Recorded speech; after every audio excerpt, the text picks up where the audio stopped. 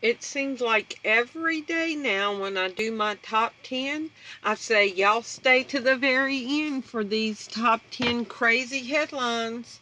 And every day I'm more amazed at the liberties that we are losing. Thanks for tuning in to Hard News TV4. I'm your host, Terry Lynn, and this is the channel where truth is like archaeology, and every day we're digging for it. Today is September 13th, 2020. So, this is my top 10 for today.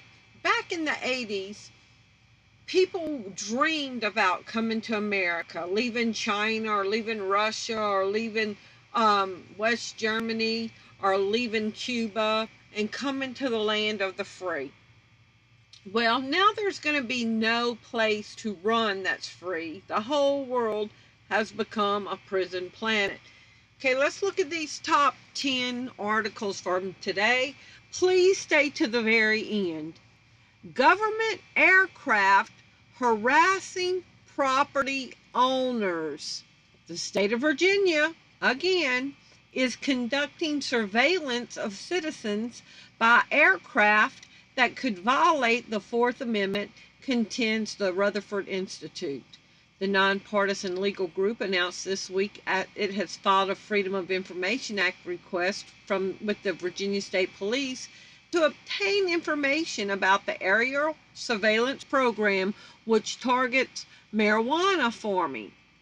In a letter to Virginia State Freedom of Information Officer First Sergeant David Ostwinkle, the Institute asked for the specific dates and times of all Virginia State Police flyovers and aerial surveillance of these counties.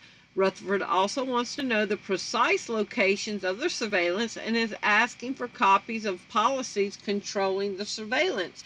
And it wants a list of all relevant equipment on the planes and helicopters, including any high-resolution or telescopic cameras and other visual enhancement devices, because they're probably not just looking for marijuana, they're probably spying on the citizens in Virginia, and the Rutherford Institute wants this information.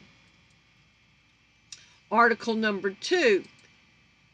We're going to go back to that clip, but this article is from Army Times from September 11th. Shape-shifting, do-it-all drones.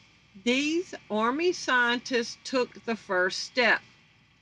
Okay, now I'm not going to play the sound because I don't want to get a block, but in the movie Minority Report, this clip is Tom Cruise trying to hide from the drones and the robots that are able to identify you through iris scans. And in this scene, at certain times during the day, everybody in this town or in the world is being scanned to see who they are. Okay, and little kids, when they see these spider robot things come into their home, they just freeze. And the parents say, freeze, freeze, it'll just be a minute. And they've gotten accustomed to this intrusive technology. Well, in this scene, spider robots are coming underneath the doors to come into Tom Cruise's apartment. And he just had his eyes replaced so that these robots won't be able to identify him. But this is going to tie in to this article from the Army Times about shape-shifting robots. Okay, now let me just show you this. Life imitating fiction? No, fiction is showing us what they're really about to do. Okay, so the robots were leaving and his one little air bubble triggered them. And they came back under the doors to go look for him. Okay, so let's look at this article with that in mind. Soldiers have a lot of drones at their fingertips. Some can loiter for days and are controlled from continents away. Others can be launched with a fling of a wrist or unloaded from a rucksack, even pocket-sized nano drones for quick reconnaissance. But what about a drone that could shape-shift mid-flight, adjusting its wings form or size to beat back turbulence, morph into a slender version to dip into buildings' windows and snoop around. The Army is working on it. It won't be quite like the T-1000 in the Terminator movie franchise, though. Instead of liquid metal, a memory-enabled plastic-like material, making the dream of a morphing drone come true, at least in the laboratory. So, we're going into a futuristic nightmare. This article is from September 3rd, Tampa Bay Times. Pasco County Sheriff Chris Noco took office in 2011 with a bold plan to create a cutting-edge intelligence program that could stop crime before it happened. Y'all remember in my Atlas of Surveillance video showing how surveilled we are around the country? And one of the things was real-life crime detection, and another one was pre-crime. What he actually built was a system to continuously monitor and harass Pasco County residents, a Tampa Bay Times investigation has found. What did we just read? We just read in article number 1 that the Rutherford Institute says the government is harassing people in Virginia. And now this says that the government is harassing people in Florida. First, the sheriff's office generates a list of people it considers likely to break the law. This is Minority Report pre-crime, based on arrest histories, unspecified intelligence, and arbitrary decisions by police analysts. Then it sends deputies to find and interrogate anyone whose name appears, often without probable cause, a search warrant, or evidence of a specific crime. They swarm homes in the middle of the night, waking families and embarrassing people in front of their neighbors. They write tickets for missing mailbox numbers and overgrown grass, saddling residents with court dates and fines. They come again and again, making arrests for any reason they can. They are provoking people to become criminals. A person can't be treated like this very long. They are truly targeted individuals. Article number 4, Google Geofence warrants keep locking up innocent people who were in proximity of a crime scene. Y'all, do you see the articles that I just brought you? That the government is harassing people in Virginia, shape-shifting drones to come spy on you, sheriffs in Florida spying on people and locking them up and harassing them. Google Geofence warrants keeps locking up innocent people who were in proximity of a crime scene. That we are all being locked down and controlled. Months ago, we detailed an incredibly scary and Orwellian tool in the local police arsenal known as Geofence warrants. As described at the time, it's essentially a virtual dragnet over crime scenes where police request to sweep up Google location data drawn from users' GPS, Bluetooth, Wi-Fi, and cellular connections from anyone who happened to be near a crime scene. From this blanket of surveillance, law enforcement then try to figure out which phones may be tied to suspects or possible witnesses. Already, this type of blanket surveillance warrant, which works as a kind of guilty by proximity at the time of a crime occurred, has been used by police to arrest what turned out to be innocent bystanders who were suddenly surprised to find themselves prime suspects. Pre-crime, y'all. Says they get caught up in a legal nightmare. Okay? We are nothing more than inmates on their sick planet. Okay, article number 5. Chinese government combines track and trace COVID system with their social credit score. And we said that was coming. We said it was coming.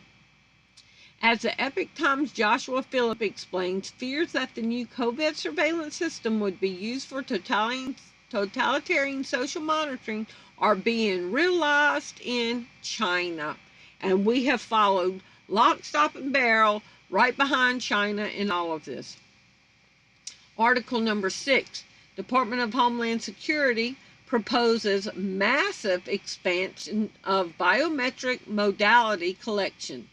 Does anyone really believe America is still the land of the free? What first seemed like a gradual slide in the federal government's use of biometrics is quickly becoming supercharged in a post-pandemic world. Okay, I'm going to leave y'all links to all this. Article number 7, President Nancy Pelosi, don't underestimate what she might do in office. This article is from, let's see if we can get the date, September 12th. So yesterday, from the Hill. Don't think it's foolishness. About 1 month ago, during a speech to the 2020 Council for National Policy, President Donald Trump himself raised the possibility of House Speaker Nancy Pelosi succeeding him as the next President of the United States. Trump said, "I really don't think that you're going to know anything on the evening, anything meaningful or anything real on the evening of November 3rd. Remember how they said we're not going to know who the president is? You're not going to know what happened. I don't think you'll know 2 weeks later. I don't think you'll know 4 weeks later. And I don't know what is going to happen. You know, there is a theory that if you don't have it by the end of the year, crazy Nancy Pelosi would become the president. You know that, right?" It should be noted that Pelosi predicts her party will be celebrating Joe Biden's win in 8 weeks. So, don't y'all find that concerning that Trump is talking about Nancy Pelosi could become the president? Saying that we're not going to know. Article number 8, COVID-19. Fauci says life in the U.S. won't return to normal until deep into 2021. So we've got another year of this if they don't drop the hammer. Okay, article number 9. We are ignoring one of the most obvious ways to avoid spreading the coronavirus. Stop talking so much. So it was gathering, it was hugging, it was eating with people. Then you had to wear a mask, and then social distance. Then you couldn't sing in church. Now they want you to quit talking so much. They don't want you communicating or speaking against what they're plotting. And article number 10 from August 19th, 2016. So this was a few months before Donald Trump became the president. And if you're a Trump supporter, you need to realize, and I voted for Trump too, but the more of the layers that get pulled back on who he is and what he's associated with should concern you. This is from Counterpunch. Trump's connections to Wall Street, George Soros, Blackwater, and the Council on Foreign Relations. And George Soros is in Council for, Kissinger. It is like the Trilateral Commission. That's where all the globalists make policy through there, okay? Out of all the individuals, now remember this is before Trump was elected, so they're talking about candidate Trump. Out of all the individuals in the political sphere today, no one stirs controversy and divides opinion more than Donald Trump. For months now, Trump's flamboyant personality and demagogic rhetoric has dominated the media landscape, turning the presidential race into the biggest entertainment event of the year. Held as the savior of America by some and a train wreck waiting to happen by others, Trump still remains somewhat of an enigma. There is no doubt that his straight-talking style has resonated with many Americans who are tired of career politicians. Okay, we know all this, but I'm going to leave y'all the link, but I want to show y'all something. And I've talked about Steve Mnuchin before, but let's get into this. Economic advisors connected to Wall Street, George Soros, and the CFR. At the beginning of August, Trump officially announced his Economic Advisory Council. Considering that Trump has criticized Hillary Clinton for her overt Wall Street connections, you would think that Trump would pick a council devoid of any Wall Street titans. Well, think again. Trump's economic team is largely comprised of bankers, hedge fund managers, and Wall Street insiders who do not in any way represent the interests of the American voter. Steve Mnuchin, Trump's national finance chairman and a major economic advisor, could not be more in bed with Wall Street and the establishment. Mnuchin is a former partner at Goldman Sachs, and remember, he's also he's been called the most influential, one of the most influential members of the Skull and Bones from Yale, the secret society. Mnuchin could not be more in bed with Wall Street and the establishment. Mnuchin is a former partner at Goldman Sachs, spending a total of 17 years at the financial powerhouse, according to Bloomberg. In addition to working for Goldman for close to 2 decades, Mnuchin also worked at George Soros's Soros Fund Management, a firm funded by the billionaire and regime change extraordinaire George Soros. George Soros, who overthrows governments, who creates chaos. Steve Mnuchin, who is writing the stimulus checks and who's advising Trump on the economy, he worked for George Soros. George Soros, who is providing the agent provocateurs causing the riots, Mnuchin is his man. Another prominent economic advisor to Trump is John Paulson, the billionaire and hedge fund manager who funded Paulson and Company in 1994. He worked at Bear Stearns, is famous for shorting the housing market in the run-up for the financial crisis of 2008 and 2007 and 8. Okay, so it says it's clear that Clinton is the pick of the establishment, which explains the largely negative coverage of Trump in the mainstream media. But considering the nature of the advertisers surrounding Trump, the advisors, advertisers, the nature of the advisors surrounding Trump, the establishment has pulled its unusual trick of ensuring that it controls both major candidates in the presidential race. Okay, I'm going to leave y'all links to this. We know that George Soros loaned Jared Kushner $250 million. We know that they all go to the same Davos meetings. We know that they're all friends with each other.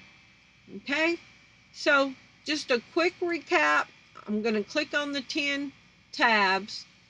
The government in Virginia is harassing people. The Army is developing shape-shifting drones that will be able to bend, reshape, go underneath your doors, and everything else. Florida is targeting their citizens. Geofence is spying on people, trying to lock up people to stop pre-crime with no warrants.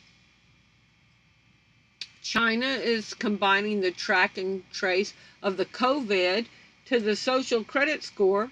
And remember, their social credit score determines if they can get a job, if they can ride a bus, if they can travel, if they can rent in certain places. Their COVID compliance.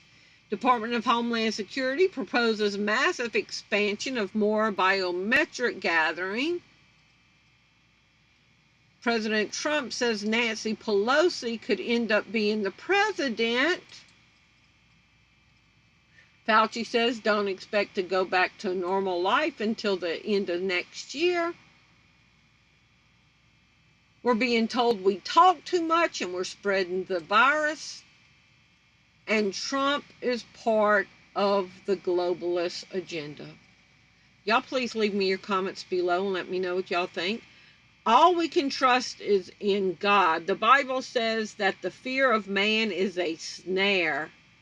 We have to trust in the Lord. The great deception, the great delusion is here. And we are about to be tested.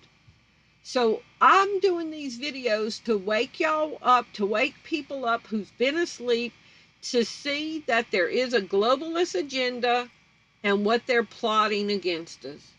Y'all please leave me your comments below and let me know what you think. Thank you for watching. Bye-bye.